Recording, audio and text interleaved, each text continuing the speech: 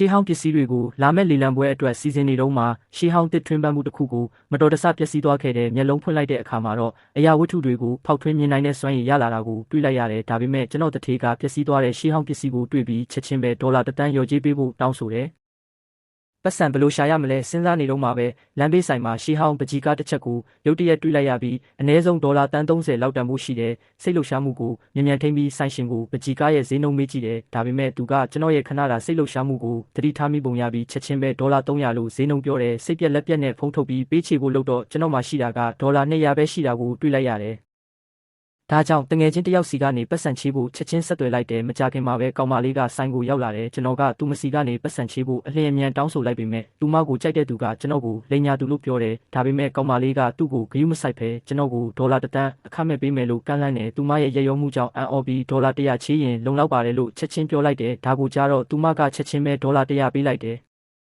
ပြီးတော့ဆိုင်ရှင်ကိုပေးချေပြီးရှေးဟောင်းပကြီးကားကိုပျော်ရွှင်စွာရယူလိုက်တယ်ဒါပေမဲ့ဒီအဖြစ်အပျက်ကိုမြင်လိုက်ရတဲ့ချမ်းသာတဲ့လူငယ်တစ်ယောက်ကကျွန်တော်ကရုပ်ရှင်တွေအများကြီးကြည့်ပြီးညာတွင်ချင်းချမ်းသာသွားမယ်လို့စိတ်ကူးရင်ကြည့်နေတယ်လို့ထင်သွားတယ်ကျွန်တော်ကဒါဟာနှစ်ပေါင်း2000ကပကြီးလက်ရတစ်ခုဖြစ်တယ်လို့ပြန်ပြောလိုက်တယ်သူကလုံးဝမယုံဘူးကောင်းမလေးရှိမှဂုံယူချင်တာကြောင့်ကျွန်တော်ပကြီးကားကအတုဖြစ်ကြောင်းတက်တည်ပြဖို့ကျွန်တော်ကိုလောင်းကစားလုပ်တယ်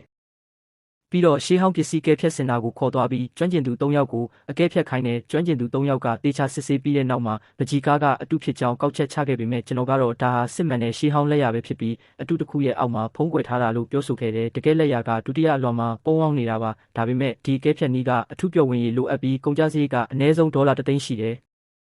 ကျွန်တော်ပကြီးကားကဒေါ်လာ300ပဲတန်တာကြောင့်ဒီလိုကဲဖြတ်နည်းနဲ့မထိုက်တန်ဘူးလို့ယူဆကြတယ်သူတို့ကကျွန်တော်ကပြဿနာရှာနေတယ်လို့ထင်ပြီးလုံခြုံရေးကိုခေါ်ကကျွန်တော်ကိုနှင်ထုတ်ဖို့လုပ်တယ်အဲ့ဒီအချိန်မှာကျွန်တော်တငယ်ချင်းကကျွန်တော်ကိုယုံကြည်ဖို့ရွေးချယ်ခဲ့တယ်သူမကအကဲဖြတ်ခါကုန်ကျစရိတ်ဒေါ်လာ1 သိန်းကိုထုတ်ပေးပြီးကျွမ်းကျင်သူ3ယောက်ကိုထပ်မံအကဲဖြတ်ခိုင်းတယ်မကြခင်မှာပဲအထူးပြော်ဝင်ရေးကိုပကြီးကားပေါ်သို့လောင်းချလိုက်တယ်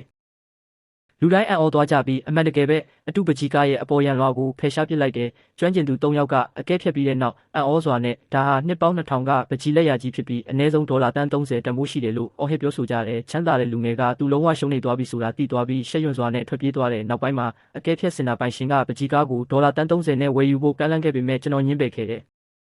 ကျွန်တော်ကပကြီးကားကိုကောင်မလေးအားဒေါ်လာ1 သန်းနဲ့ပေးလိုက်တဲ့တခါတရံမှာယုံကြည်မှုကငွေကြေးထက်ပိုပြီးတန်ဖိုးရှိပါတယ်ဒီဇလန်ကိုကြိုက်နှစ်သက်တယ်ဆိုရင် subscribe လုပ်ဖို့မမေ့ပါနဲ့နောက်တစ်ခါမှာပိုပြီးစိတ်လှုပ်ရှားစရာကောင်းတဲ့ကဘာတွေကိုခေါ်ဆောင်သွားပါဦးမယ်